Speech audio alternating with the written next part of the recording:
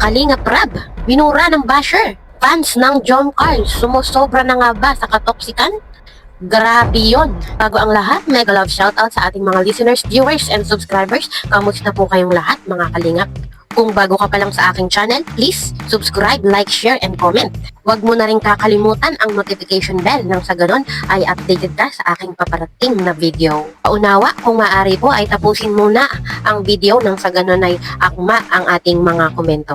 At higit sa lahat, ang palagi ko pong sinasabi, patuloy po nating suportahan sina Kalingap Rab at ang ating ama ng Kalingap, si Kuya Val Santos Matubang. At syempre, ang lahat ng bumubuo ng Team Kalingap, patuloy po nating suportahan nang sa ganon ay mas marami pa tayong malingap na nangangailangan. Ayan. So, yun po mga kalingap, ating pag-usapan na itong mga basher, mga toxic fans ng John Carl.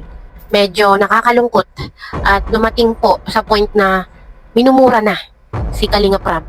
Tatanungin ko po ang mga viewers, tama po ba yun? Murahin mo yung taong wala namang ginawang masama, kundi mag-content, mag-director sa mga love team.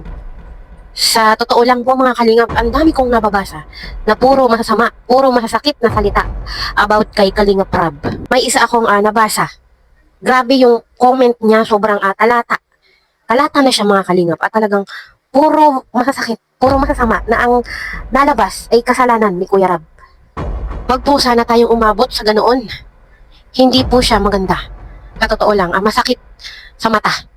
Umabot na sa Facebook, sa YouTube, sa iba't ibang, ewan ko kung sa ibang sokmed na sinisisi si Kalingap Rab dahil sa nangyari sa John Carl.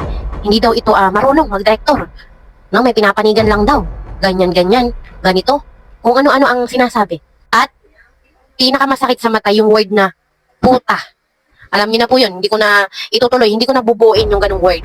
Grabe, grabing katoksikan ng fans. Obsessed na kayo. Sobrang obsessed nyo na.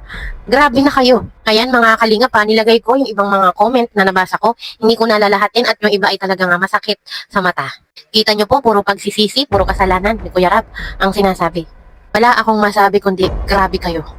Grabe na kayo. Pag viewers, viewers lang. Pag fans, fans lang. I-support mo lang kung sino man yung sinusuportahan mo. Wag po sana tayong umabot sa mga ganong katoksikan. Sina Kalingap Rab, si Kuya Val, alam po nila kung anong ikakabuti ng mga love team.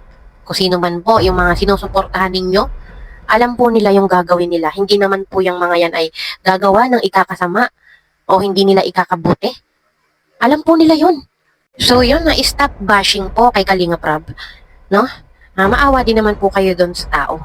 Wala naman po siyang ginagawang masama. Yun po mga kalingap, ito ay aking opinion sa loobin. Malaya po kayong magkomento sa aking comment section. Hanggang dito na lang pong muli. See you in my next video. Bye!